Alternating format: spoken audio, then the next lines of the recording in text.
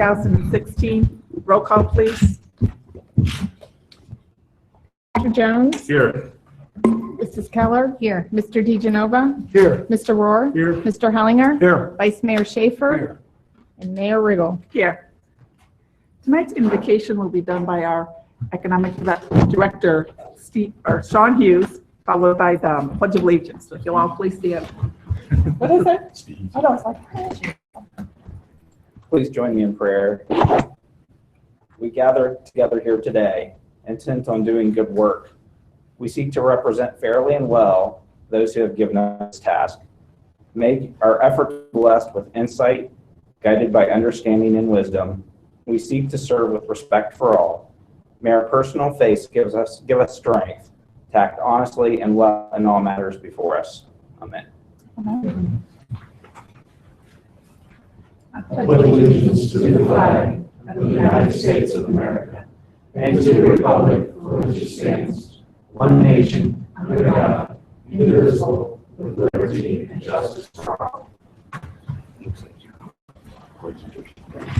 Thank you very much, Mr. Hughes. That was great. Item 4 on the agenda is the approval of the motion summary of the regular meeting of council held February 22nd, 2016, as recorded and transcribed. Move for approval. Second. Motion by Mr. Jones. Any further discussion? Roll call, please.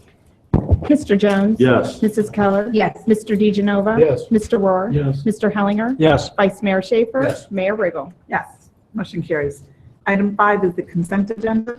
Elaine, if you'll please read this into the record. Item A, acceptance of the motion summaries for the Shade Tree Commission meetings held November 24th, 2015 and January 26th, 2016. Item B, acceptance of the motion summaries for the Public Works Public Utilities Committee meeting held January 5th, 2016. Item C, acceptance of the motion summary for the Planning Commission meeting. Item D, acceptance of the motion summary for the 2016 Charter Review Commission meeting held February 4th, 2016. Item E, acceptance of the motion summary for the Finance Committee meeting held September 10th, 2015. Item F, resolution number 16-12, a resolution appointing members to various boards, commissions, and/or committees and specifying the terms of the appointment. Thank you. What is the wish of council on the consent agenda? Motion to approve the consent agenda. Second. The motion by Mr. Royer, second by Mr. Schaefer. Any further discussion? Roll call, please. Mr. Jones? Yes. Mr. DeGenova? Mr. Rohr? Yes. Mr. Hellinger? Yes. Vice Mayor Schaefer? Yes. Mayor Riggle. Yes, motion carries. Item 6 is time set aside for letters, petitions, or public comments for anything that is not on tonight's agenda. Is there anyone in the audience that would like to come forward at this time? All right, seeing none, we'll move on to item 7, which is committee reports. Mr. Jones? I have none, Mayor. Okay. Mrs. Keller? I have none. Mr. DeGenova? I have one, the Finance Committee met, and I was elected as the person for the next year, and Mr. Jones is a vice chair, I guess, That's correct. vice chair. Discussed many items, of which there'll be another meeting in April, depending on our outcome of the levy discussion. Thank you. Mr. Moore? I have nothing, Madam Mayor. Thank you. Ms. Hellinger? BZA met and we denied the appeal for the Flat Street property. That's it. Okay, thank you. All right. There is a meeting tomorrow night for the Ironman. They'll be back in town, so hopefully we'll get a lot of those last minute questions answered. They'll be here tomorrow and Wednesday. Tomorrow's Tuesday, yes, I'm a little confused on the day. So, item 8 on the consideration of resolution 16-13. If the clerk will please read this into the record. Resolution number 16-13, a resolution accepting the recommendations of the Delaware City Tax Incentive Review Council on the status of the 2015 Community Reinvestment Area, Enterprise Zone, and Tax Increment Financing Programs. Thank you. Mr. Hughes? Good evening, members of council, Madam Mayor. As we do every year at this time, I'm bringing before you the recommendation of the Tax Incentive Review Council, which met on February 23rd of this year. This year reviewed 11 active community abatement agreements, 2 enterprise zone agreements, 9 tax increment financing agreements, and 35 residential community reinvestment area abatement agreements. I'm happy to say that the committee found that all of the abatement agreements were in compliance this year. There were no questions. We actually have 2 that are expiring with the Harry Frank building, which is now Son of Thurman, and engineered material systems, one of those engineered material systems enterprise zone agreement that expired at the end of last year as well. So this is the last year for reporting. The committee is recommending compliance and continuation on all of the agreements to council. I can say that with the CRA, met them with 200% of the committed payroll and 147% of the committed full-time equivalent employees were met this year. So just to give you an idea of how impactful these abatements can be, we're fortunate to go above and beyond what the commitments are generally. That's great. Okay. Any questions? So how long did it take you to go through all those? It takes a while. Now I get to enter them all into the state's database, which is fun. Yeah. Thank you very much. Staff would recommend approval of the resolution as presented. I move that we adopt resolution 1613. Second. I have a motion by Mr. DeGenova, a second by Mr. Schaefer. Any further discussion? Roll call, please. Mr. Jones? Yes. Mrs. Keller? Genova? Yes. Mr. Rohr? Yes. Mr. Hellinger? Yes. Vice Mayor Schaefer? Yes. Mayor Riggle? Yes. Motion carries. Thank you very much. I'll proceed with entering these and we'll meet the deadline this year. Thank you. Item 9 is resolution or reconsideration of ordinance 16-13. If the clerk will please read this in the record. Ordinance number 16-13. An ordinance providing for the issuance and sale of notes in the maximum aggregate principal amount of $11,665,000 in anticipation of the issuance of bonds for the purpose of paying the cost of various public infrastructure improvements, together with all related appurtenances thereto, and amending the terms of a portion of the anticipated bonds described in ordinance number 14-10 and declaring an emergency. Emergency clause. This ordinance is declared to be an emergency measure necessary for the immediate preservation of the public peace, property, health, safety, and welfare of the city, for the further reason that this ordinance is required to be immediately effective in order to issue and sell the notes, which is necessary to enable the city to timely retire the outstanding notes and thereby preserve its credit. Wherefore, this ordinance shall be in full force and effect immediately upon its passage. Thank you. Good job. Mr. Stelzner? Yeah, we had made a last-minute change at our last council meeting regarding our note legislation, as there appeared to be a second ordinance drafted by our bond attorney that was out of place. Found out the next day that no, actually it was intended to be in there. The purpose for why it was in there, and it kind of looked odd the way it was set off. It did have what appeared to be a redundant section 2 in parentheses, is a change to a previous ordinance adopted in 2014, note legislation. And the change was the result. I had been working with our bond attorney to look at trying to get a little bit more favorable terms related to the pay down on the notes, especially that set of notes, which were the most recently issued debt. And to do that, he had to kind of restate the previous ordinance. So bottom line is that needs to be in there.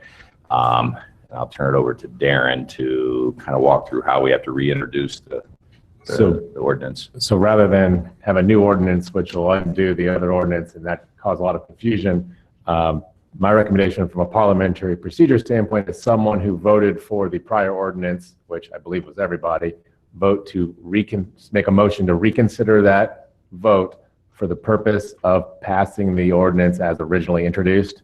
So we can kind of combine everything in one.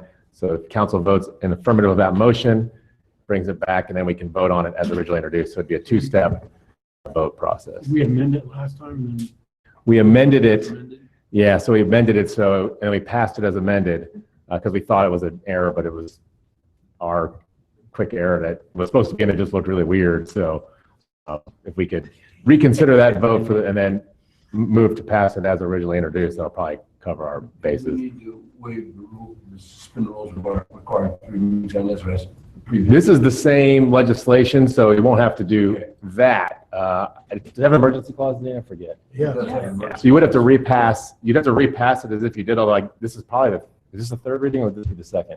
This would be the second. So you would waive it, but it would be the second reading, just like, so you're basically, if you do the motion to reconsider, it's back in front of you just like it was before. And then we'll do everything exactly the same as we normally would. So if it's the second reading, you would move to suspend the rules, you would move for the emergency clause, and you would move to vote on it. Does that kind of answer the question? Yeah, so what's our original? All right, so the first, Chris has got it.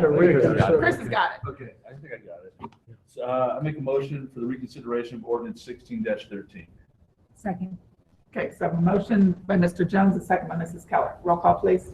Mr. Jones? Yes. Mrs. Keller? Yes. Mr. DeGenova? Yes. Mr. Rohr? Yes. Mr. Hellinger? Yes. Vice Mayor Schaefer? Yes. Mayor Riggle? Yes. Okay, so now I would entertain a motion to pass the ordinance as it originally was introduced. We do a motion to amend it then, No. back to its original form, or? Do you want to suspend it? What's the The cleanest thing would probably be to amend it back to its original form, if you don't mind taking an extra step, because we kind of broke it up. So if you can make that motion, will definitely be the clearest way to do it. Then I make a motion that ordinance 16-13 is reconsidered for the purpose to pass the ordinance as originally intended. That'll do it, because that'll take out the amendment. Okay, so that'll work. Is there a second? Second. Mr. Jones, a second by Mrs. Keller. Roll call, please. Mr. Jones? Yes. Mrs. Keller? Yes. Mr. DeGenova? Yes. Mr. Rohr? Yes. Mr. Hellinger? Yes. Vice Mayor Schaefer? Yes. Mayor Riggle? Yes. All right, so for those of you keeping track at home and possibly on YouTube, we now have an ordinance in front of us that's at its second reading. It was reconsidered, and it's just like it was when it was introduced, so you can treat it now like you would treat any other legislation. And I think since it's a second reading, we would start with the suspension of the rules. I move that we suspend the rules requiring three readings for ordinance 16-13. Second. Motion by Mr. Jones, second by Mrs. Keller. Roll call, please. Mr. Jones? Yes. Mrs. Keller? Yes. Mr. DeGenova? Yes. Mr. Rohr? Yes. Mr. Hellinger? Yes. Vice Mayor Riggle? Yes. I move for the adoption of the emergency clause in ordinance number 16-13. Second. Motion by Mr. Jones, second by Mrs. Keller. Roll call, please. Mr. Jones? Yes. Mrs. Keller? Yes. Mr. DeGenova? Yes. Mr. Rohr? Yes. Mr. Hellinger? Yes. Vice Mayor Schaefer? Yes. Mayor Riggle? Yes. And I move for the adoption of ordinance 16-13. Second. Motion by Mr. Jones, second by Mrs. Keller. Any further discussion? Roll call, please. Mr. Jones? Yes. Mrs. Keller? Yes. Mr. DeGenova? Yes. Mr. Rohr? Yes. Mr. Hellinger? Yes. Vice Mayor Schaefer? Yes. Mayor Riggle? Yes. Thank you. Just have to tell you, that was all Tom's little problems. That one. That is the first time we did have two looks so- reconsiderations on one. So this is a first for me, and probably for all of you as well. So put that down your, Good job. Thanks, dear. thanks, y'all. Okay, item 10 is going to be pulled from tonight's agenda. They decided to withdraw. There's just not enough time to get their sponsorship in place, so that one will not be happening. So we'll move on to item 11, which is consideration of ordinance 16-15. If the clerk will please read this into the record. Ordinance number 16-15, an ordinance approving an economic incentive grant agreement with Onda USA LLC for fiber optic and/or electrical up at 600 London, declaring an emergency. Emergency clause, that this ordinance is hereby declared to be an emergency measure necessary to provide for the public peace, safety, health, and welfare of the city, and is necessary to finalize negotiations, and as such will be in full force and effect immediately upon its passage. Thank you. Mr. Hughes? Good evening again. We present to you an ordinance allowing the city manager to extend and agree to economic incentive grant agreement for Onda USA LLC. This is a company that we've been working with since last summer to locate in Delaware.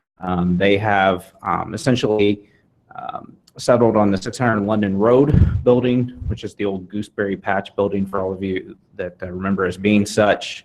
That Onda USA LLC is an Italian company that is a manufacturer of industrial heat exchangers, and I'll let Alberto Bordignon from Onda USA speak a little bit about that in a moment. This is a $30,000 grant to assist the company with fiber optic and electrical upgrades to the building to make the building useful to them, especially in running some of their heavier equipment than that building was originally designed for. So by extending this grant, we're not only acquiring a new employer into the community with 25 new jobs in a 3-year time period and 50 in a 5-year time period, $1 million payroll on 3, $2 million payroll on 5, but we're also bringing an older building even up to better standards for the future. So it's a very good investment. I calculated with that type of payroll and the taxes that will be generated, it's an 80% return on investment for the community to extend this grant. These are funds that come from the Development Reserve Fund. Did I call that the right thing, Tom? So essentially in a 2-year time period, less than 2 years, that fund would be replenished with income taxes from this project in itself. I introduced to you Alberto, and if you have any questions, please let us know. Well, welcome, Alberto. Before you speak, you're going to need to spell, I think, your last name for Elaine. Sure. So if you'll give us your name and address. Sure. My name is Alberto. That should be easy enough. Alberto. The last name sounds French, but it's Italian. It's Bordignon, B-O-R-D as in Delta, I-G-N-O-N. And you pronounce it just like the filet mignon, Bordignon, same thing. So that helps sometimes. You can just talk for an hour and I'll just go. I'm sorry. She doesn't do that. Alberto, I can talk to her for an hour and she walks out. I'm sorry. Thank you very much. Yeah, I'm representing Onda. In fact, I am the managing director for Onda here in US. I joined the company approximately 4 years ago, and since then I've been head of it here in US. We kept growing over the years, and now we got to the point where we really want to put roots down. We were on the north side of Columbus, and then we till now basically we are in a building on the west side. We just need a facility where to finally start to manufacture in Ohio. And our company overseas, the parent company, has been growing a lot all of these past years, including the closed one. And we are targeting now to grow a lot here in US as well. And our main target is, once, as I said, to start manufacturing the heat exchangers that we currently just sell here. And by doing that, we need to invest in, beside the facility, we need to invest in equipment, and we're ready to do so. And we need to invest, obviously, in manpower. We need, as Sean said, 25 employees. That's, I would say, a little bit conservative too. In 5 years, we'll definitely get where we need to be. We know the market is there because we have numbers coming in. And at the same time, we have a good product and quite a strong family-owned company. Where are you from in Italy? Northeast, just an hour north of Venice. Venice? That's where the headquarters are. Okay. What are heat exchangers? We do, the typical application would be air conditioning and refrigeration. I'm sure there is one on top of it too. We manufacture the large ones. Some of our customers will be, for instance, in town here, Liebert. You may be familiar. Carrier, York. There's really a lot of them. And we also have a number of, we actually have a couple of contracts with the U.S. Coast Guard, one of our customers, and with the Canadian Navy as well, for exchangers that goes on board of their vessels. Very interesting. Where did the word Onda come from? Because it's so close to Honda.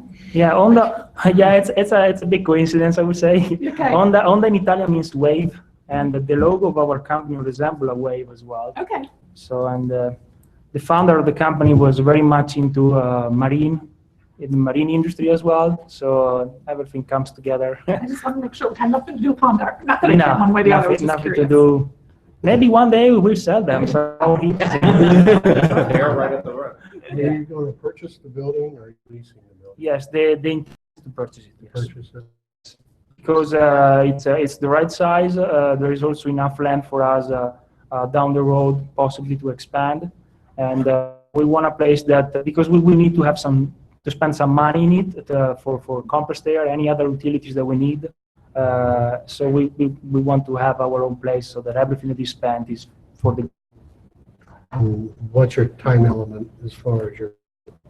We're pretty aggressive now. The parent company has already sourced a great part of the equipment, in fact. And we have already started to train overseas 2 or 3 gentlemen, which will come here just to train the locals.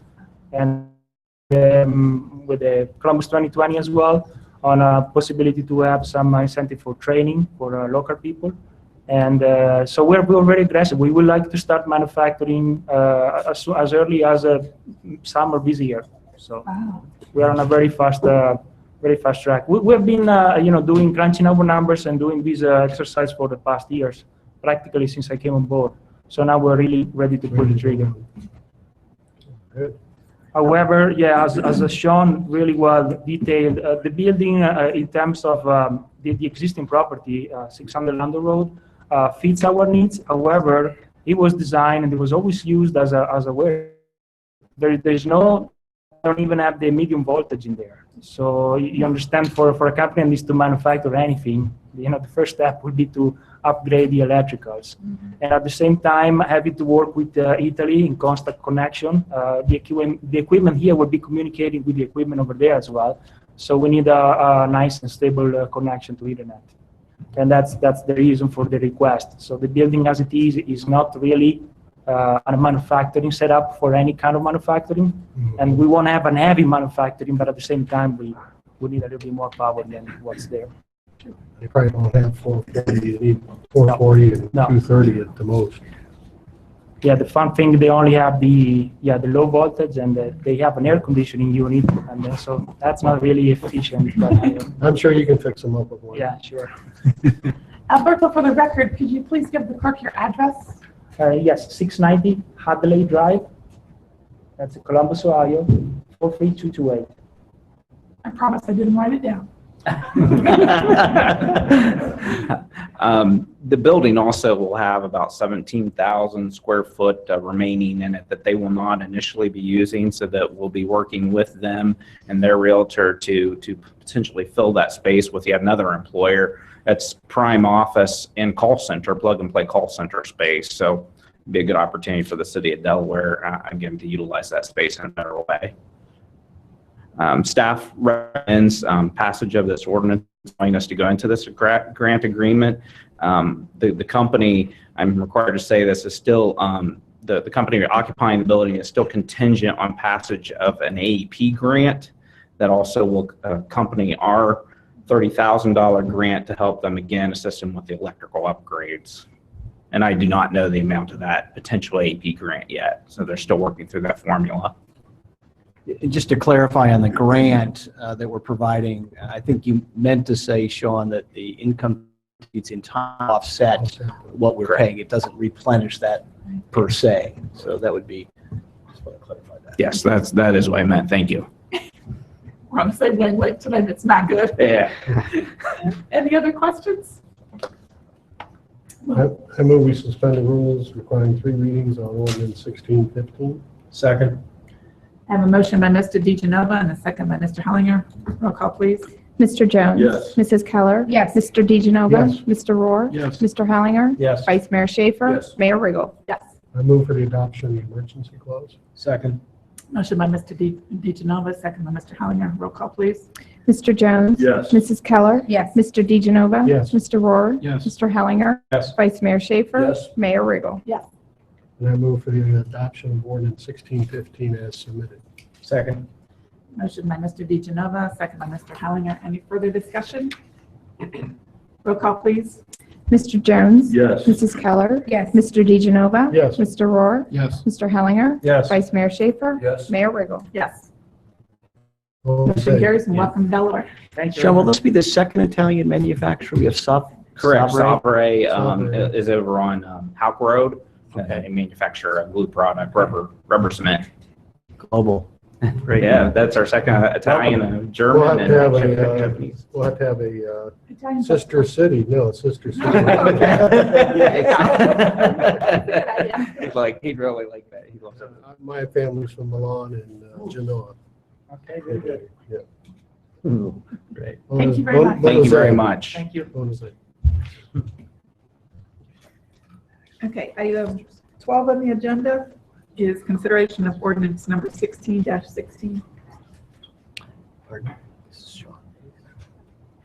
Ordinance number 16-16, an ordinance approving a community reinvestment area agreement and school compensation agreement with Midwest Acousta-Fiber and Metal Stars II LLC, Delaware City Schools, and Delaware Area Career Center for investment in real property improvements on their building and parcel at 759 Pittsburgh Drive and declaring an emergency. Emergency clause, that this ordinance is hereby declared to be an emergency measure necessary to provide for the public peace, safety, health, and welfare of the city, and is necessary to finalize negotiations, and as such will be in full force and effect immediately upon its passage. Thank you. Getting your exercise tonight, aren't you? That's right. I do apologize. At the last minute today, the company did request that this particular ordinance be tabled for now indefinitely. I hope to bring it back sometime in April. We're working on some of the clawback provisions, so we'll get through that, and I'll have this back in front of you. So we'll want a motion to lay it on the table. We don't have an end date, so it'll be just indefinite. When it comes back, we'll put on the agenda, and then someone will make a motion to remove it from the table. Okay, do I have a motion? I move that we table ordinance 1616 until April. Second. Until further You wanna- notice. Indefinite. Indefinitely further notice. Second. I have a motion by Mr. DeGenova, a second by Mr. Jones. Roll call, please. Mr. Jones? Yes. Mrs. Keller? Yes. Mr. DeGenova? Yes. Mr. Rohr? Yes. Mr. Hellinger? Yes. Vice Mayor Schaefer? Yes. Mayor Riggle? Yes, it is tabled. Thank you.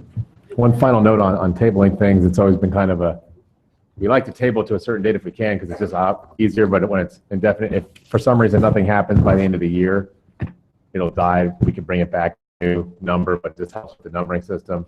And you may see something that says all the things that were tabled that didn't get voted on are officially, a piece of legislation just says anything that hasn't been voted on that was tabled is officially dead, just to clear up the numbering system for Michelle, but hopefully it doesn't come to that later on. Okay, thank you. And item E is consideration of ordinance 16-17. Lena, please read this into the record. Ordinance number 16-17, an ordinance approving a final development plan for the group for a building addition to the Delaware Health Center on approximately 102.25 acres zoned POI PMU, Planned Office Institutional District with a planned mixed-use overlay district located at 801 Ohio Health Boulevard. Good evening. Good evening, Madam Mayor, members of council. I don't have quite the accent of the last presentation, so Maybe Alberto could do it for you. Alberto, do you want to come up here and translate for me? So you'll have to bear with me. It's okay. Okay. We still love you. I appreciate that. I'll take all that I can get. This is for final development plan down at Delaware Health Center. This is located at Glen Parkway and the terminus of Ohio Health Boulevard. On the left side of the screen is US 23, just to orient you, and the approximate little over 100-acre site is highlighted in yellow. The current zoning of the property is planned office institutional with a planned mixed-use overlay. Aerial photograph should we need it, and you can see the building that's there together with the parking lot and the beginning of stormwater as well as access. It's a little hard at this scale, but this is the green space area that we're talking about. Ohio Health is talking about putting an addition on to this building and the subject of this case. So the orientation of this is north is to the top of the screen. Tried to keep it in the same orientation for you. You can see the access drive to the south, the existing buildings outlined in green, and the proposed addition for a linear accelerator is shown in yellow. That will really expand the oncology practice going on at the particular facility, as well as really the demand that Ohio Health sees for that particular practice of medicine in our region, not just in our city. And also will produce about a 7,100 square foot addition to this building. It's a bit unique. I have in here help treat cancer, obviously. The building walls are particularly unique, so our inspectors will have, I think, pretty interesting inspections with this one, up to 8 foot thick on some of these walls, as you might expect. But these are just some renderings of the building. I think Planning Commission voted to recommend passage of this, but the building completely fits with the current architecture of the building. It still allows this addition to sit a bit on its own, given the nature of what goes on in this building. And you can see a more fully rendered version here. Like the Planning Commission, just like to thank Ohio Health for continuing investment in the South Delaware Health Campus. And I'll ask you a question, gentlemen. I'll just throw the question out on the table like I did at Planning Commission. When are you going to build the hospital? So when you get up here, you can answer that question. Appreciate the continued development. We can't take the next step without this step. So staff recommends approval. Happy to answer any questions you might have. Any questions for Dave? Just to clarify, you said 8 foot? In some cases, Okay. correct. Yeah. Okay. Unbelievable. Any It's a lot of questions? concrete. Yeah. Any questions for Dave? No. Okay, if the applicants would like to come forward, and for the record, you'll need to give us your name and address.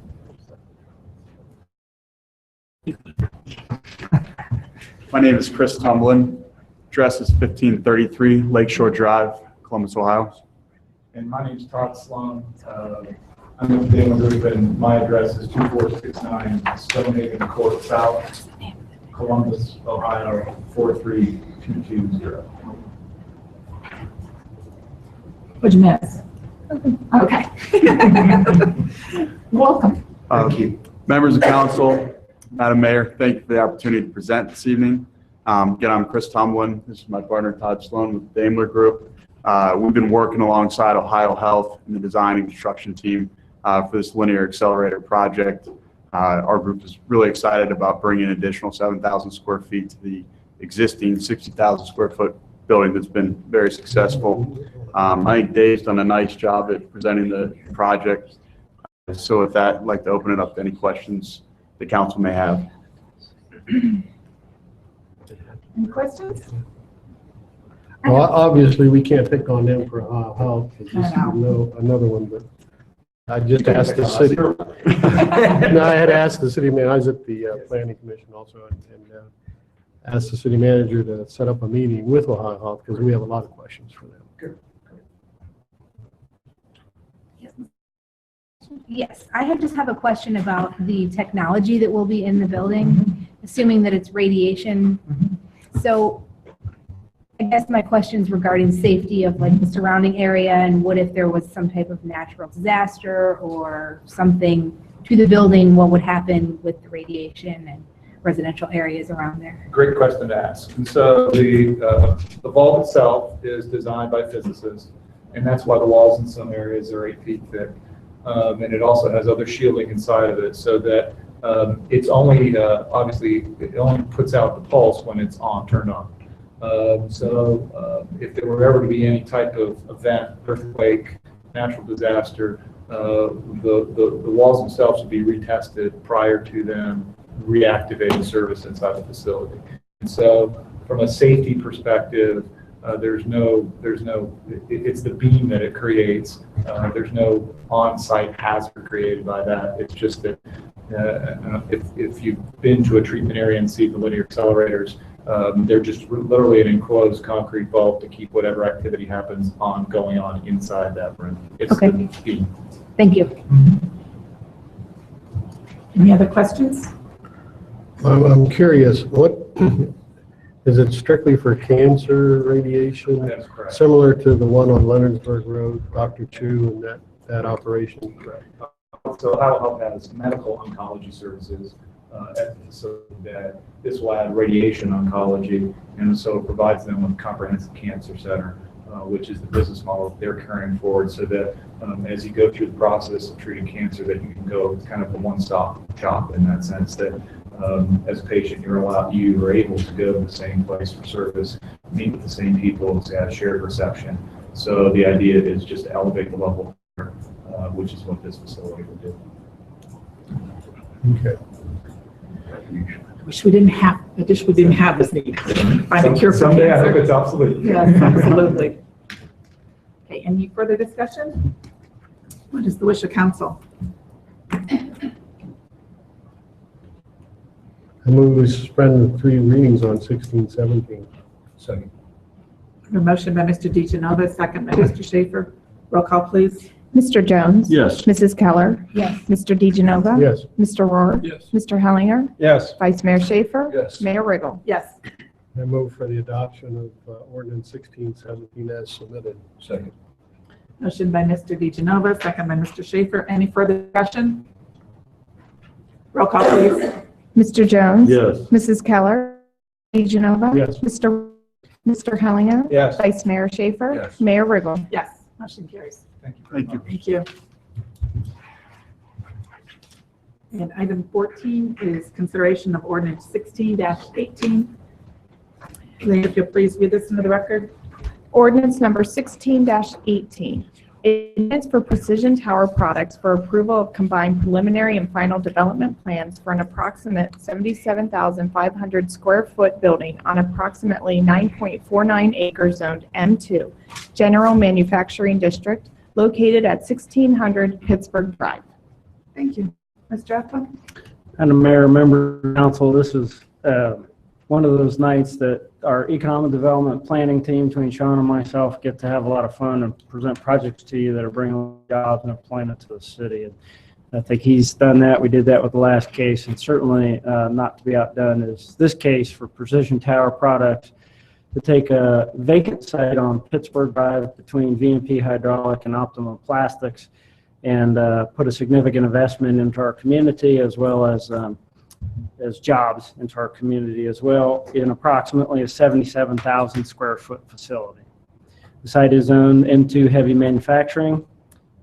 Obviously, it's vacant, basically tabletop farmland with just a few very northern edge as a farm break and a few on the east side that won't be disturbed with this development. I've changed the orientation just a bit on you. North is to the right of this screen. You can see Pittsburgh Drive curling around on the left side of the screen. In blue are your stormwater improvements proposed. In brown are the proposed parking lots and access drives, truck docks that are going in with phase 1. The yellow is the first phase of the building, and actually on this side of the site, here is a future square foot addition to this as well. That will be subject of a case hopefully in the future. And then you can see around the site additional ghosted in, it's probably easier on your laptops, parking opportunities for this as well. Part of the reason for that is that they're proposing 63 parking spaces with this first phase today, which is under code, but if you walk through the staff report, you'll see that we do have code that allows us to approve reduced parking standards in 116108. We also can evaluate together with our engineering department what the particular needs of the business are with respect to parking.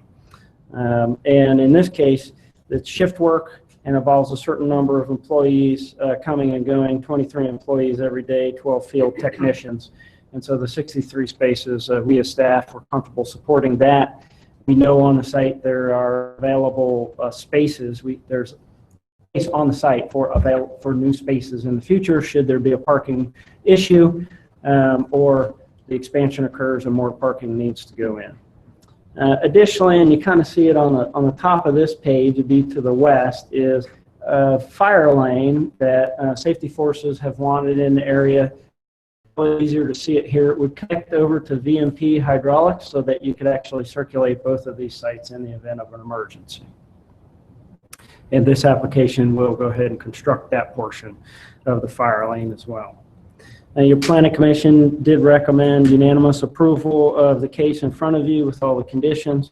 As the staff, I'm happy to answer any questions you might have. We have a landscaping plan in your packet and just the proposed building elevations. I think those are fairly hard to see at this scale, probably easier in your packet, but you can see this fits right in with VMP hydraulic and the other new industrial developments. So I'm happy to answer any questions that you might have. And again, thank you for making the investment in the community. Any questions for Dave? Okay, the applicant would like to come forward.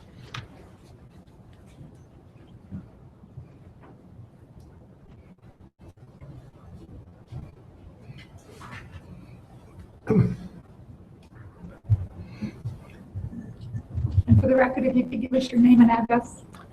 Todd King, 7048 Bordeaux Court, Dublin, Ohio. And I'm Amy Biondi Huffman, and I'm 7537 Liberty Road North, Howell, Ohio, 43065, and I'm the general contractor. Thank you. You're welcome. Do you have anything you'd like to add, or? Maybe just an overview of what's going to happen there and the business itself. I'm sure that'd be helpful. This will be really a multi-purpose manufacturing facility for us. The main fabricating that will be done is going to be for cell tower manufacturers. And so we're going to be manufacturing structural steel as well as other type of steel components that will go on cell towers when they're being renovated or upgraded. And so we'll be supplying contractors throughout the U.S. for those types of materials. We're also going to use this for warehousing these parts as well as a little bit of warehousing for overflow for SkyClimber VMP as well. So we're going to use it for multi-purpose, but as mentioned, it has a lot of flexibility for us to be able to expand over time. I'm glad you mentioned the other two because I don't think at Planning Commission they did relate to the fact that you are a part owner of SkyClimber and VMP, which are the other two buildings. So this will be their third job, which is a great asset for you and George. And we thank the community thanks you for bringing in this type of industry. You're welcome. And frankly, the city of Delaware has been extremely supportive of us over the years. And we enjoy being here. Thanks, Todd. Any other questions for the applicant? All right. Seeing none, what is the wish of council? Move to suspend the rules requiring 3 readings on ordinance 16-18. Second. All right, you guys. Go ahead. I have a motion by Mr. Schaefer, second by Mr. Helling. Mr. Jones? Yes. Mrs. Keller? Yes. Mr. DeGenova? Yes. Mr. Rohr? Yes. Mr. Hellinger? Yes. Vice Mayor Schaefer? Yes. Mayor Riggle? Yes. Move the approval of ordinance 16-18. Second. Motion by Mr. Schaefer, second by Mr. Hellinger. Any further discussion? Roll call, please. Mr. Jones? Yes. Mrs. Keller? Yes. DeGenova? Yes. Mr. Rohr? Yes. Mr. Hellinger? Yes. Vice Mayor Schaefer? Yes. Mayor Riggle? Yes. Motion passes. Good luck. Thank you very much. Thank you. Good luck, Tom. What's a plan? What's a plan?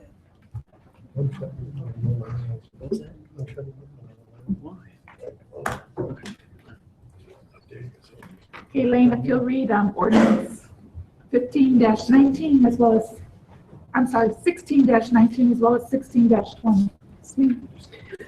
Ordinance number 16-19, an ordinance approving a final development plan for the communities at Glen Ross, Section 7, consisting of 40 single-family lots on 38.76 acres zoned R2 PMU, one family residential district with a planned mixed-use overlay district located at White Fawn Run, Nightburn Lane, Course Road, and Crickstone Drive. Ordinance number 16-20, an ordinance approving a final subdivision plat for the communities at Glen Ross, Section 7, consisting of 40 single-family lots on 38.76 acres zoned R2 PMU, one family residential district with a planned mixed-use overlay district, located at White Fawn Run, Nightburn Lane, Course Road, and Crickstone Drive. Thank you. Mr. Eflin? Madam Mayor, members of council, this is final development plan and plat for the continuing development of the communities of Glen Ross, this being Section 7. It is located between Section 5 and Section 6. As you can see outlined here in orange on the screen, Section 5 being the one that connected Balmoral Drive all the way to Cheshire Road. Section 6 was the most immediate section that you all have approved. So this is the piece in between those two. The zoning is a planned mixed-use overlay for all of communities of Glen Ross, which requires specific home sizes, lot sizes, and material considerations. These are proposed to be in keeping, really more closely in keeping with the Glen Ross Golf Club lots, large lots, in other words, and 100% natural materials on all elevations. There are 40 home sites proposed. This is an aerial photograph of the tabletop farmland involved with this section. This was your most immediately approved preliminary development plan and plat, which you'll recall was amended from the original. This final is completely in keeping with this amended plan and plat. You can see it outlined here in orange or yellow. Sorry. The one thing that's a little bit different in this case is, and you see it on the right side of this screen, and it accounts for the large acreage for 40 lots, is down in the lower portion towards Cheshire Road of this development. There are some stormwater improvements in this area. This is the railroad track. This is Cheshire Road. This would be where the new roundabout would be proposed, long plan to access both north and south of Cheshire. But also there are significant recreational opportunities planned for both sides of this, including a new pool and clubhouse, soccer fields, play equipment, etc. The final details of that planning will come in future sections, but because some of the stormwater ponds are needed for this section, as well as the applicant may advance some of those recreational opportunities here ahead of what they thought, it makes sense to go ahead and just plat these two sections with Section 7 as well. So that's what this sort of appendage to Section 7 is on your diagrams. Your planning commission did recommend unanimous approval of this, as do we. I'm happy to answer any questions that you might have. Okay. Any questions or comments? And I don't think my applicant's here, and Okay. I don't know why. Okay. Lisa, you look like you're pondering something. The thing I was pondering is, it may not be appropriate to discuss specifically with this development case, but we had said we would be taking development cases to 2 readings. And it seems like we've been only doing 1. So that's why I was kind of questioning, have we been doing 1 or?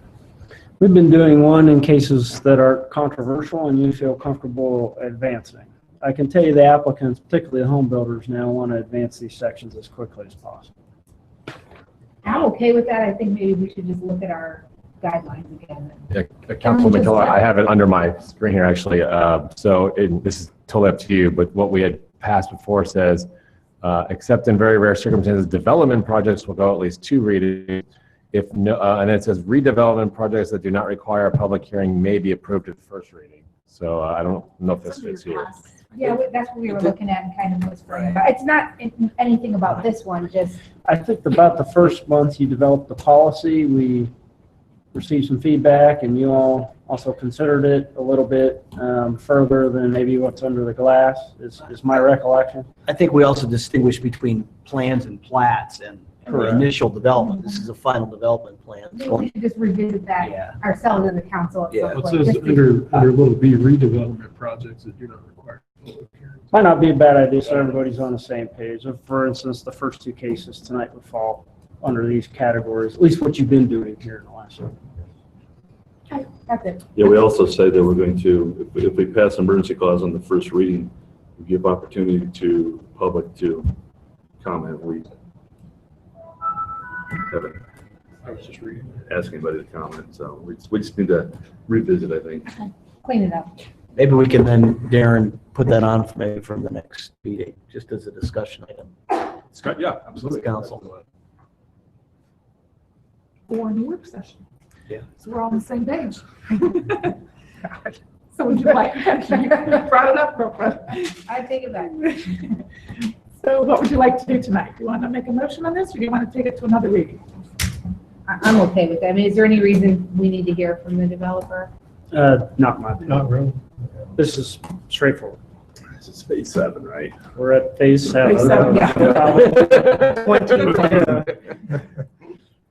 Move to suspend the rules requiring 3 readings on ordinance 16-20. How about 19? 19, I'm sorry. Motion by Mr. Jones, second by Mr. Rohr. Roll call, please. Mr. Jones? Yes. Mrs. Keller? Yes. Mr. DeGenova? Yes. Mr. Rohr? Yes. Mr. Hellinger? Yes. Vice Mayor Schaefer? Yes. Mayor Riggle? Yes. Move for the adoption of ordinance 16-19. Second. Motion by Mr. Jones, second by Mr. Rohr. Any further discussion? Roll call, please. Mr. Jones? Yes. Mrs. Keller? Yes. Mr. DeGenova? Yes. Mr. Rohr? Yes. Mr. Hellinger? Yes. Vice Mayor Schaefer? Yes. Mayor Riggle? Yes. Motion carries.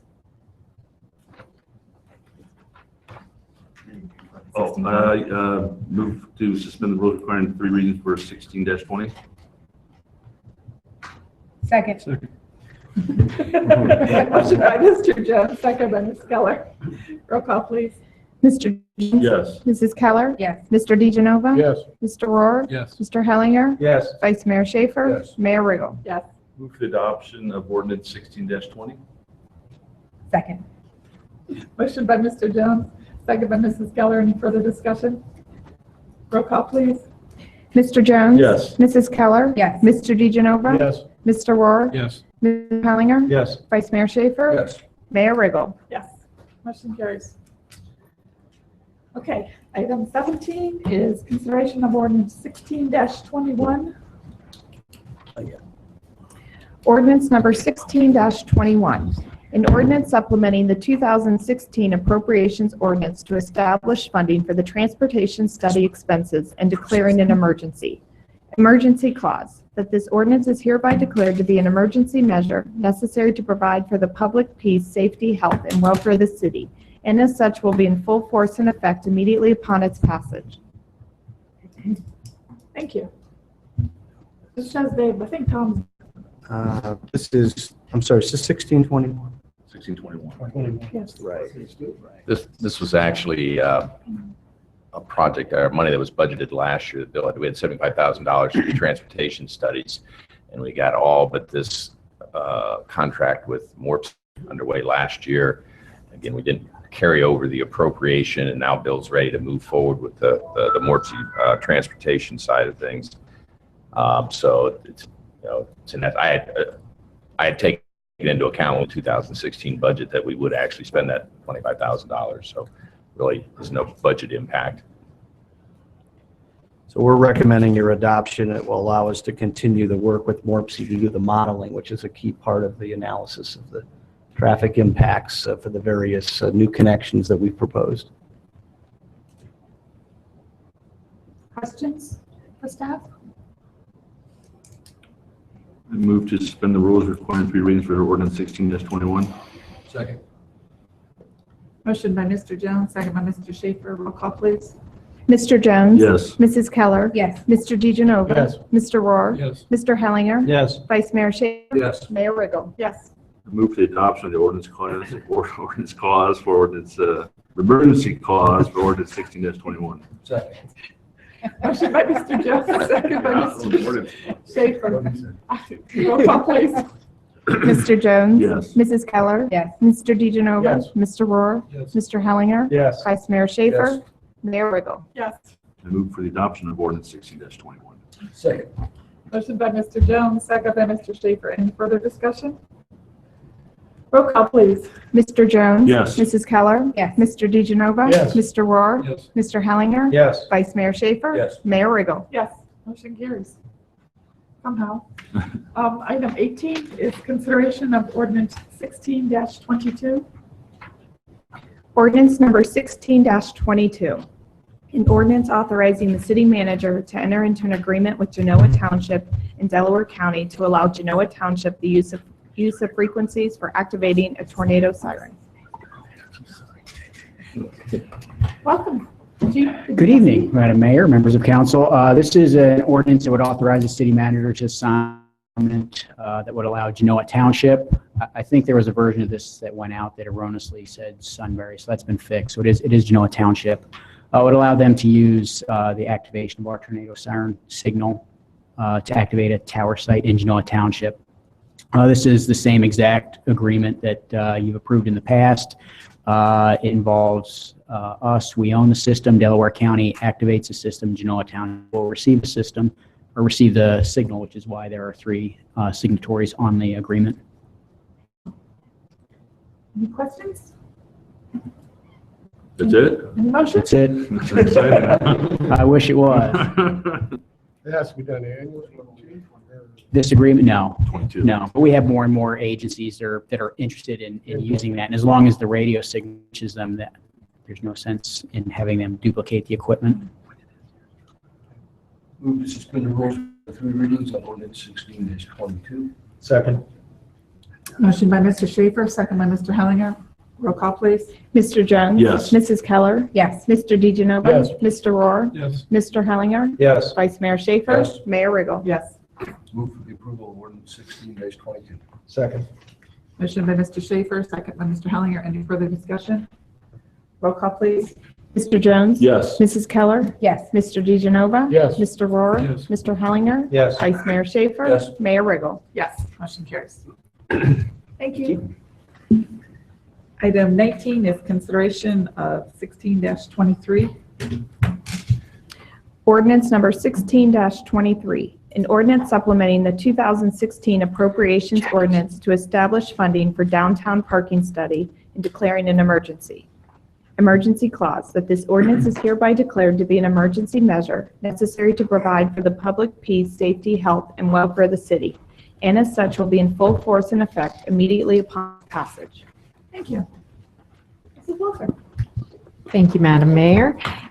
What you have before you tonight is a proposal for a supplemental for $30,000 to help pay for the downtown parking study. We went through an RFP process and selected via committee an a design group with the name MKSK. They're out of Columbus. We had originally placed in the 2016 budget $20,000 to do this study, but after a lot of discussion and a lot of needs were have been thrown about in different meetings, retreats, and et cetera, it has increased in scope and magnitude of what is needed in order to really take care of this very important study. So we, through the like I said, the RFP process, there was a committee of myself, Chief Pijanowski, Vice Mayor Schaefer, and Economic Development Director Sean Hughes. We selected MKSK. They came in with a much higher number. We talked to them and asked if maybe city staff could do a little bit of the work that they were going to have to do. And we were able to negotiate a much better price of $40,000. However, we are still asking for $50,000 appropriation with $10,000 contingency that will only be used if needed. For instance, like if we want to do some additional drawings or presentations, things of that nature, but we're going to try to refrain from that. So they took a pretty good, they knew how important this was to the city, and they want to desperately be a part of it. And so they reduced their scope quite a bit. Good. Their costs quite a bit, not their scope. They're quite cost. So, Vice Mayor Schaefer, did you add anything to? Yeah, thanks, Jackie. This is a company with very impressive credentials and background, and the job they're going to do is extremely thorough. They're going to be doing a complete survey of all of our parking spaces and monitoring usage during different parts of the day, different days of the week. Those type of things. They'll be talking with business owners, property owners. They'll be talking to citizens during the day, citizens at night. In addition to that, then when they're done with this analysis, they'll also be meeting with parking and safety, with the downtown parking work group, with some business people that have some interest in parking development. Then they will come back to us with a very detailed report about our options, the cost of those options, and the cons of those options, in addition to ways that we can fund some of these options creatively. So we could potentially save $40,000 just by having their advice as we move into this thing. So all of the companies were impressive. They were all starting off about the same price. But thanks to Jackie's work, we were able to get them down where we thought some more palatable cost. And I feel that it's more than justified to spend this money. We all know there's problems. There's a problem. We want to get the solution right, and I think this is up for investment purposes. One of the very exciting tools that I think it's kind of very, very edgy. They're going to use drones to take pictures of our downtown parking spaces and so that they don't have to have actual people making those rounds and doing those surveys. So they're going to be able to use drones for quite a bit of that to just be able to see how full the parking is at different times. So I think that's kind of cool. Yeah. What's the time on it? They have asked for, I believe, 12 to 16 weeks for the completed project, but they said that they'll come back to us in early September with a preliminary report, just recognizing there's a time element that's important to the city. But they said there's a possibility they could have it all done by September, but they don't want to hold us to, they don't want to be held to that. What's the geography of the study? Are we just looking, or the study just Sandusky Street? Is it Williams and Winter? Is it Union? Right. Is it? Yeah, it's all of what's considered the downtown district, and Dave actually sent them the better definition. Dave, can you fill us in with what exactly the parameters are? Sure. Thanks, Jackie. We have our existing parking plan that's in place at this point, and this is the new one, and really much more professionally done. We did it in-house with some staff several years ago at this point, but we defined a geographic area that really goes north of Central quite a bit, west of even Franklin Street, because there are some on-street spaces and such in there, and down into parking that's in front of the Hamilton Williams Center, because that's used for overflow as well and for other events. So I think our suggestion is so we can compare what our current plan is versus what they're studying, what the new plan will be, to maintain that same geography. And the geography just made sense in terms of where we have lots and where we have on-street, which is still walkable to downtown. At some point here, can we get a map of that area Sure. that we studied? Yep. I'm sorry, I neglected to mention that Dave also participated on that committee. So, sorry, Dave. Dave, it That's goes okay. across, Let's see how it goes. Yeah. it goes across Central, correct? Correct. To include It the goes surface lots on Union Yeah, we Street. basically did block faces. So that block is pretty long, going north from Central I'd like actually. to see the whole layout of the whole. Mhm. We can send that to you, but that'll keep results consistent then for us.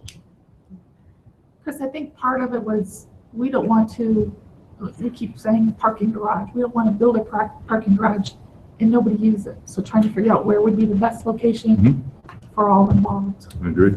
So, I think the other thing to point out is this is part to a concern that's been raised by the public through our citizen survey. This is one of those issues that came back to address parking, and we've all known it just over the last couple of years. The downtown has grown in terms of activities and what's going on in the evening, and you can come down Friday or Saturday night, and generally the surface lots tend to be at capacity. So I think we really need to figure out what the short, medium, and long-range ways to address that, so we don't get to the point where it's critical mass and it's too late and we're now losing people because they're saying it's a hassle to park in the downtown. Or so, and some of this is perception, but some of it's reality, and hopefully we'll be able to figure that out through this. what is the wish of council? Are there any other questions? I'm sorry. Do you want to, would you rather see the map, Chris, before you vote on this? Okay. So what is the wish of council on 16-23? Move to suspend the rules requiring 3 readings for 16-23. Second. I have a motion by Mr. Jones, second by Mr. Schaefer. Roll call, please. Mr. Jones? Yes. Mrs. Keller? Yes. Mr. DeGenova? Yes. Mr. Rohr? Yes. Mr. Hellinger? Yes. Vice Mayor Schaefer? Yes. Mayor Riggle? Yes. Move for the adoption of the emergency clause on ordinance 16-23. Second. Motion by Mr. Jones, second by Mr. Schaefer. Roll call, please. Mr. Jones? Yes. Mrs. Keller? Yes. Mr. DeGenova? Yes. Mr. Rohr? Yes. Mr. Hellinger? Yes. Vice Mayor Schaefer? Yes. Mayor Riggle? Yes. I move for the approval of ordinance number 16-23. Second. Motion by Mr. Jones, second by Mr. Schaefer. Any further discussion? Roll call, please. Mr. Jones? Yes. Mrs. Keller? Yes. Mr. DeGenova? Yes. Mr. Rohr? Yes. Mr. Hellinger? Yes. Vice Mayor Schaefer? Yes. Mayor Riggle? Yes. Motion carries. Okay, item 20 is consideration of ordinance 16-24. If the clerk please read this into the record. Ordinance number 624, an ordinance supplementing the 2016 appropriations ordinance to provide funding to execute the economic development grant pass-through payments and declaring an emergency. Emergency clause, that this ordinance is hereby declared to be an emergency measure necessary to provide for the public peace, safety, health, and welfare of the city, and for the further reason to provide for the timely payment of the grant proceeds to the developer in accordance with the economic development agreement, and as such will be in full force and be in effect immediately upon its passage. Thank you. Ciao. That's the extent of my Italian. Thank you for having me back. As you may recall, last year we negotiated with Sawmill Delaware Investments for the engineered material systems project for them to design and build Innovation Court. And as part of that project, we also negotiated with the Ohio Department of Transportation as well as the Jobs Ohio to provide grant funds to pay a portion of that project. The ODOT Economic Development Grant was a 12% up to $50,000 grant, and the 629 Road Development Grant from Jobs Ohio was a 50% up to $250,000 grant to help pay for the road. Thanks to wonderful teamwork internally with staff, we were able to really truly negotiate a great contract on Innovation Court, and the cost of the road was significantly less than what was originally estimated. So the ODOT grant ended up coming in at $31,384, and the 629 road development grant came in at $122,921. This supplemental ordinance allows us to do is to be a pass-through agency. Those grants did have to come to us as a public agency. They were not to be able to go to a private developer. However, we agreed to reimburse Sawmill Delaware Investments for the expenses of the road. In fact, we already, as part of that package for engineering systems, you'll recall, we did pass an economic incentive grant to cover a portion of the remainder of the road ourselves above and beyond these two grants. And that's actually going to be incredibly much less than what we originally anticipated, as you can imagine. So I am willing to answer any questions, but staff does recommend approval of this ordinance. I'm confused. Nothing ever comes from this much less. What happened? You know, I think it's one of those instances where, 800 foot of road, I think everybody anticipated that with where construction costs were last year, that it was just going to be abundantly more with materials and whatnot. And Truco Construction ended up picking up the contract through the RFP process. And they did a tremendous job. They did it fast. And we just couldn't believe that the value that came into the road. And the road has done exactly what we've wanted it to do. And we've already had multiple site visits out on Innovation Court. And it's only a matter of time till we'll have new projects coming your way for negotiation out there. And but yeah, it is a surprise. I wish all of our projects that happened, right? And Okay. Any other questions for Mr. Hughes? What's the wish of council? Move to suspend the rules requiring three readings on ordinance 1624. Who said second? Okay. It's like Kyle, didn't it? I know, it sounded like Kyle. How do you do that? He's a ventriloquist. Okay, moved by Mr. Schaefer, second by Mr. Hellinger. Mr. Jones? Yes. Mrs. Keller? Yes. Mr. DeGenova? Yes. Mr. Rohr? Yes. Mr. Hellinger? Yes. Vice Mayor Schaefer? Yes. Mayor Riggle? Yes.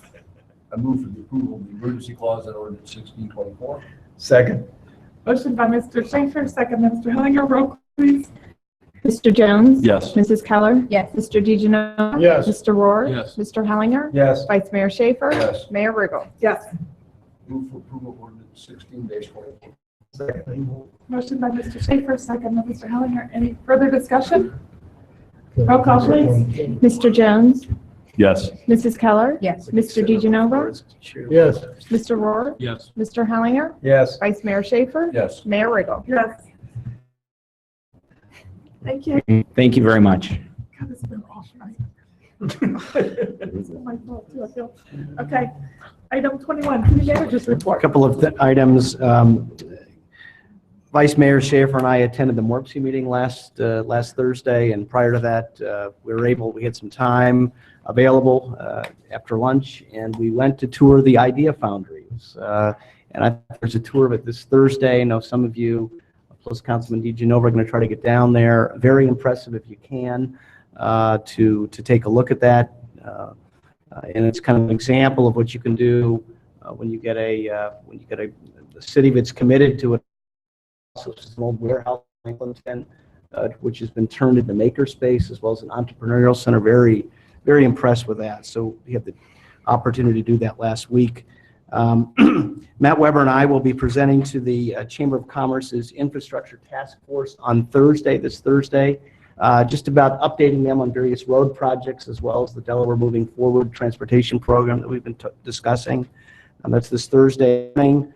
Mayor Riggle and I and Councilman Rohr attended the Northwest Neighborhood Association meeting. I think we looped you into some emails about that last week. Just listen to them. Very, very good exchange, I thought. How was the turnout for that? Very good. I think they probably had 40 people there, all of Andrew's house. The whole meeting room was filled.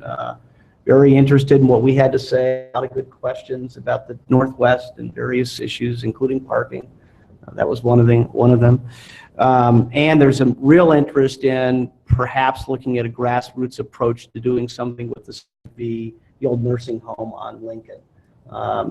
And I know a lot of discussion about that. Dave had sent me some information about it. It's an older building that requires a lot of money for reinvestment. So, and we look forward to hopefully being able to partner with that. But there was just some, as I say, some discussion about that at the meeting. And then this Friday, Delaware is hosting the Central Ohio City Managers Group. We're going to be out at the new National Guard Center. We'll be talking about that as an example of collaboration. And then tomorrow, as the mayor indicated, we have the Ironman planning meeting, and there's a health district advisory meeting that I'm going to try to get to tomorrow night as well. So that's all I have. Thank you. Okay. Council comments? Mr. Jones? I actually have 4. Okay. They're brief, though. Maybe a year ago, when I was on Public Works, I have bills not here tonight, so about smaller totes for residents, particularly, those who recycle or the elderly, whatever it is. Haven't heard any feedback on that yet, so I'd like to hear something on that. I think that's been about a year. I think Bill was doing a case study of some sort, if I recall, but okay. I'd like to get a bit on that. We're doing street sweeping in the spring, right? Yes. Okay. Do you know when that starts or when it's? I think it will start in later part of March, early April. Okay. Were there some areas, Chris, or just some questions about Just that? I got a couple Yeah. questions. Okay. I got wind departed. Yes. What's the plan to replace or? We're moving forward with the recruitment. We have the new HR assistant is starting this week, and that will be one of her tasks along with Jessica Feller. Okay. Is to replace that position. And the last question is the North and South Campus Career Center. Oh. I always get myself confused because the South is the one off of 23, right? And that's the one that's staying open. Yes. Has there been any talk with what the plan is on the North Campus? On what that? My understanding is there's been some discussion with Delaware County about that and perhaps some of their needs. I'm not sure where those go on, but I know that I believe there's a requirement that they have to make that available first to, the county has a certain opportunity to decide whether they're interested in it, but nothing beyond. That's in the city, right? No. It's not. Okay. No. All right, then forget everything. Okay, I'm done. No. Thank you. Welcome. Mrs. Kelly? Just regarding the downtown trash situation, I got an email today because I asked for an update in terms of where we are with the draft ordinance, because I'm trying to give feedback to staff so that they don't create something and then have us say, no, that's not at all what we were thinking. So regarding that feedback, the scenario of if we just tighten up the time frame of when trash is allowed to be outside before it's considered a problem. And I think right now is it a 3-day, 70? It's 48 hours. 48 hours, so, okay, 2 days. However, I think even 1 day is too long. Depending on the timing of it, I'm imagining someone going to bed at 8 or 9 o'clock at night, putting their trash out, that could still disturb and disrupt patio service for some of our downtown businesses, even that evening.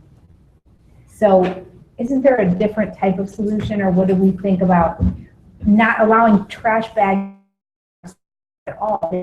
In my opinion, be placed in trash receptacles somewhere that's more appropriate than the sidewalk next to trees and planters. And I think they pick up downtown early in the morning, excuse me, before the cars are there. And so many of our businesses don't open till 10 o'clock. I don't know how they would do that, how to fix both, other than having the people that own those businesses come in early, put the trash out, and then go back home. I don't know.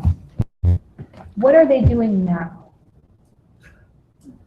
The businesses have, separate the businesses from the residents. I think Okay. that the biggest The issue is, downtown.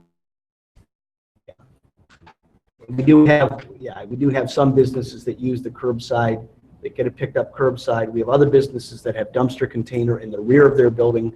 We have some residents, tenants who live in the buildings who take it to the rear of the building. Unfortunately, in some cases, such as South Sandusky Street, it gets put on the curb and gets picked up on a 3 times a week, but it gets put out on a Friday or Saturday night and sits there, and that's the problem we've been trying to have, is how do you correct that from happening? And part of that is you require the landlord to have the out back in an area that's been segregated for that residential trash. That's one of, and that I think that makes the most sense, but I don't know what the impact is to the rest of the downtown and how they're handling trash now. But if you're going to have a building where people live, it would seem to me that you should have some sort of plan as to where they're going to put their trash that doesn't include putting it on the sidewalk. We had some conversation back when Alan Rothermel was here, sort of locating where that would be, and there was some disputes among the property owners as I don't want the dumpster on my property, and I don't want the trucks to come through here because it'll mess up my cement. So we did try to address that. I don't know, it's been 2.5 years now. And, that was easy and simple, but it was not as easy and simple as it seems. We could certainly revisit. I think some of the bills have changed owners, but I think helping I'll call it supply side, but making it easier to do the right thing is probably going to be more effective than a enforcement issue. Because yeah, we can change a statute that says you can hold someone responsible within 5 minutes, but are you really willing to do that when they're going to say, I didn't put the trash there, I didn't even know about it, I wasn't even here, and someone next door must have put it here. So I think reality is it'd be very difficult to enforce it, whereas I think you're right, if we can get them an opportunity to do the right thing, it might be easier. Just my 2 cents. So is everyone okay with looking at the option and building owners provide for some sort of trash receptacle for their residents? That'd be the ideal one, yeah. And we can tighten up the ordinance if we need to make it easier to enforce it. Don't do that, but maybe. Yeah, we could still do it. My concern is if you pass it, you think, hey, it's a great solution, and then there's going to be owners coming in and saying, hey, I got billed for something, and I saw this guy walking from next door and throwing it in front of my building. So you don't want to have it so Right. draconian that you can't actually do anything with it. So I think we certainly can do both. We also talked about changing the pickup day to Wednesday or Thursday. What did we It's talk more about? in the middle of the week. Yeah. Right, because if somebody, Solar Saloon, their stuff goes out on Sunday afternoon for pickup on Monday. So it may be there at 2:00 in the afternoon and it's there until Monday because he's not open on Sunday. He has to come in and do it. So we didn't know, and then so many businesses are closed on Monday, so we thought maybe Wednesday might be better. And they do pick up 2 or 3 times in the downtown area each week. So just trying to figure out which days would be the best. Yeah, I mean, nobody's going to disagree with the idea that we don't want trash bags. I mean, on the sidewalk, especially over the weekend, it's just unsightly and it can get unsanitary and it's just doesn't reflect well on the city. The hard part is how do you correct for it in a way that it's consistent. But Seems to me like we need to get creative about a number of different solutions. You've got different situations. You've got a business with an alley in the back, well, that's a little bit easier than a building that doesn't have any access in the back. And I mean, it's not easy, but we're going to need to. Problem solving. Then if you're upstairs, you can't put a dumpster out there in the front or one of the blue containers. Right. Because they can't get it out. Right. Yeah. And as we That's what I continue to would- get more residents in these buildings that are right downtown on the second and third floor, it's only going to become more of a problem. Does requiring each building owner to create some sort of plan for their residents, I mean, that kind of, they have to provide for a place to put their trash. That doesn't seem reasonable to me at all. I mean, so if they have to drive it around, then, Or walking around, right, the resident, right? Because a lot of the residents don't have rear access. So they're Right. coming out through the front, walking around, and I think that's where it gets tricky, because if it's 2 in the morning, you just decide you don't want to walk around and it's there Saturday morning or Sunday morning, that's when it gets trickier. But I think if the landlord knows that's their responsibility, they can hopefully hold the tenants accountable. But that's the issue that Darren keeps reminding me that's going to be, it's easier said than done in terms of. But if we can maybe narrow We down. don't do it, the- we don't know. So. We can narrow down the universe, so if we can work on when we pick it up, the week we're covered, and then we can focus on the weekend. So we really want to crack down on people leaving it out on a Friday or Saturday because we know that no one's going to get it till Monday. I mean, that might be a narrower world where we can crack down as opposed to, okay, we're going to get you because you did Tuesday and your pickup was Thursday, that sort of thing. So we might be able to do a lot of different pieces to try to address the problem. So some of those nights when the trash is piled really high, and then a couple wild raccoons get in there and spread it all over the sidewalk, who goes and cleans that up? We generally would have to clean it up unless they come out and decide to do it. Yeah, I mean, that's where it falls to us, Chris, and that's where it's. I do it in my neighborhood. Right, I mean, if it happens in front of your house, you're gonna do that, and that's where it gets more. Councilwoman Keller's been told this, but I do know that if they find trash that isn't supposed to be there, they'll go through it and see if there's envelopes with names on it, and they'll hold someone responsible. But then, of course, after a few notices of that, you're going to stop putting your envelopes in the mail, and so they are trying. It's a really tough problem to. So I think our follow-up is, we know there's direction to come up with a solution the best we can and bring it back to you. If legislate, it will probably require changes to legislation, which we'll bring to you, and hopefully it'll be something that will work. But we won't do it without, I don't think, consulting at least some of the property, because we don't want them showing up at council meetings saying this doesn't work. yes, It's that's, I not want to practical. take into consideration Right. how it will impact Exactly. everyone And- without trying right. to be, Yeah. narrowly focused on Right. just this one situation here. All of the apartments downtown, are they required to have a parking spot for if they rent something? No, Dave's shaking his head. Problem too, right? I know. Yeah. Yeah. Just adds to the downtown parking situation. Okay. Anything else? That's it. Thank Okay. Mr. DeGenova? Just don't forget to vote if you haven't, tomorrow's election. Okay. Is there not? There is. What'd you say? Joking. Big election. Okay, thank you. I have nothing. Nothing, thank you. Okay. Again, for my tardiness and my confusion tonight. We're working on this thing a long time. Yeah. I move to adjourn. Second. All in favor? Aye, yeah. All right. And we are adjourned at 8:25. Yeah, I wonder how soon.